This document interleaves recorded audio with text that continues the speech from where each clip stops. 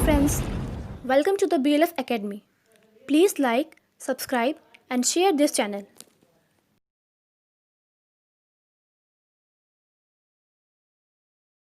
नमस्कार दोस्तों, आपका द BLF एकेडमी पर स्वागत है।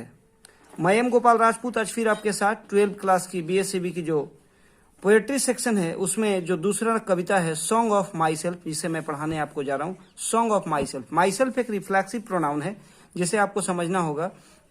तो सॉन्ग ऑफ माई सेल्फ मतलब अपने आप का गीत, वॉल्ट व्हिटमैन के द्वारा लिखा गया है।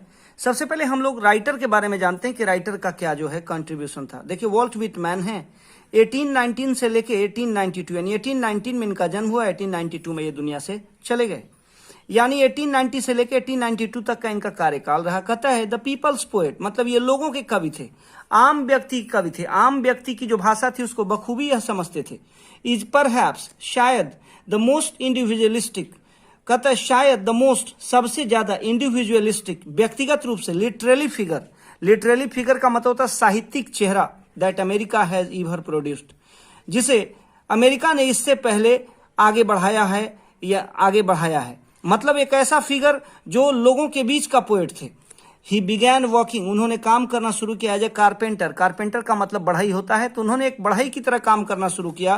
बिफोर हिज 12th बर्थडे, अपने 14वें जन्मदिन से पहले उन्होंने बढ़ई के रूप में काम करना शुरू किया। He also worked as a printer, उन्होंने एक प्रिंटर की तरह काम किया, टीचर, शिक्षक की तरह, एन एडिटर, प्रकाशक की तरह, एंड वॉज ए, कहता है संपादक की तरह, and was a volunteer nurse, ये एक स्वयंसेवी नर्स थे during the civil war, civil war के दौरान।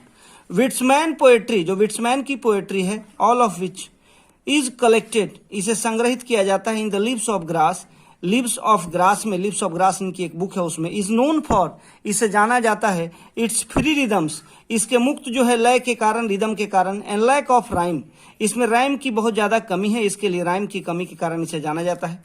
विट्समैन फर्स्ट पब्लिश, विट्समैन ने पहली बार पब्लिश किया it at his on expense, अपने खर्च पर इन्होंने इसे जो है पब्लिश किया। किस पे? अपने खर्च पे, इन 1885, 1855 में। हाउएवर, लेकिन the free form of the poems, poem का जो फ्री फॉर्म था, जो मुक्त जो उसका फॉर्म था, एंड द जॉयफुल डेडिकेशन, जो आनंद पूर्वक जो समर्पण था, टू द इम्पोर्टेंस, महत्व का, ऑफ द इंडिविजुअल, व्यक्तिगत व्यक्ति का, वेयर नॉट वेल रिसीव्ड, यह not well received at first, शुरू में इसे जो है काफी ज्यादा कामयाबी नहीं मिली, काफी ज्यादा प्रसिद्धि नहीं मिली। इनफैक्ट, वास्तव में हिज कलेक्शन, उनका जो संग्रह था पोएम्स, कविताओं का, कॉस्ट विट्समैन हिज जॉब, यानी अपने काम के प्रति विट्समैन का इतना ज्यादा समर्पण था जिसके कारण विट्समैन को अपने जॉब तक की तिलांजलि देनी पड़ी। As it was taken to be obscene, इसे बड़े ही भद्दे तरीके से लिया गया। इन 1881, 1881 में, आफ्टर मेनी एडिशंस, बहुत सारे प्रकाशक के बाद, लिव्स ऑफ ग्रास, फाइनली, अंत में leaves of grass found a publisher, एक प्रकाशक पाया, विलिंग टू प्रिंट इट, छापने के लिए, मतलब लिव्स ऑफ ग्रास को छापने के लिए एक प्रकाशक राजी हुए। कत अनसेंसर्ड, बिना सेंसर किए हुए, सोचिए एक लेखक जिसने अपना जीवन दिया। ट्रांसलेशन ऑफ दिस कलेक्शन, इस संग्रह का जो अनुवाद था, वेयर इंथ्यूजियास्टिकली, उत्साह पूर्वक, रिसीव्ड इन यूरोप, इसे यूरोप के अंदर जो है रिसीव किया गया। बट, लेकिन Whitman remains relatively, Whitman remained relatively unappreciated in America, America में इन्हें प्रसिद्धि नहीं मिली, अमेरिका के अंदर ये प्रसिद्धि नहीं पा पाए। It was only after his death, यह हुआ कब? उनकी मृत्यु के बाद, दैट ही कुड विन, उन्होंने जीता, एप्रिसिएशन, प्रशंसा, इन अमेरिका, यानी उनके मृत्यु के बाद उन्हें अमेरिका में प्रशंसा मिली, फॉर हिज ओरिजिनल, माने ओरिजिनल का मतलब आपको समझ सकते हैं, ओरिजिनल एंड इनोवेटिव, मतलब जो सही और जो सकारात्मक, जो नयापन जो उनके भाव में था, उसे प्रसिद्धि कब मिली? उनके मौत के बाद, उनके मौत से पहले उनको प्रसिद्धि नहीं मिली। ऑफ अमेरिकन इंडिविजुअलिज्म, अमेरिका के व्यक्तिगत इतिहास में उन्हें जो है इसकी प्रसिद्धि मिली। हिज इंपॉर्टेंट वर्क्स, उनका जो इंपॉर्टेंट काम था, include leaves of grass, leaves of grass 1855 and drum taps 1866, यानी 1855 में इन्होंने लिव्स ऑफ ग्रास की रचना की, एंड ड्रम टैप्स की रचना जो है 1866 में इन्होंने की। तो इस तरह से इनका ये जीवन चला। थोड़ा अब हम लोग पोएम के बारे में जानते।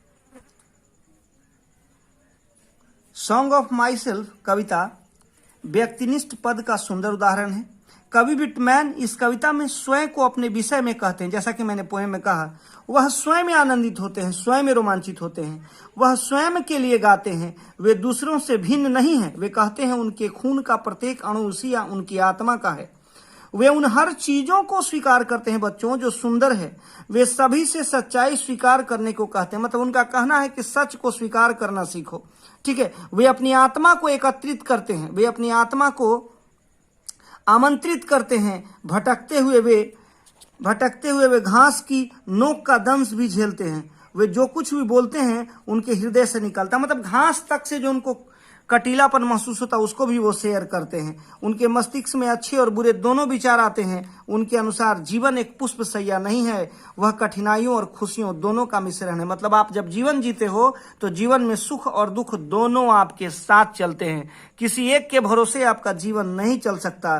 वे कहते हैं कुल मिला जुला कर जीवन ईश्वर का दिया हुआ वो सर्वोत्तम उपहार है जिसमें सुख और दुख दो बेड़े हैं जिनको आपको फेस करना है। वे कहते हैं कि बहुत लोग धर्म को लेकर लड़ते हैं, रिलीजन को लेकर लड़ते हैं, किंतु यह अच्छा नहीं है। संसार की क्षणभंगुरता को व्यक्ति को हमेशा याद रखना चाहिए। अगर वो उसे भूलता है तो यह उसकी सबसे बड़ी गलती है। वे संसार की भलाई में ही विश्वास रखते हैं, यानी वह लोगों के कल्याण में ही विश्वास रखते हैं। इसलिए वे कहते हैं कि हमें खुद प्रसन्न होना चाहिए और दूसरों को भी प्रसन्न रहना चाहिए। यही इस कविता के माध्यम से कवि का कहना है। मतलब आप खुद खुश रहो और दूसरों को भी खुश रखो, यही कवि की जो है प्रेरणा है और इस कविता का मूल सार है।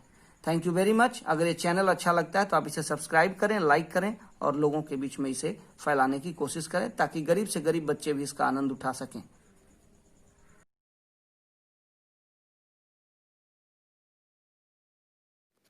Thanks for watching this video.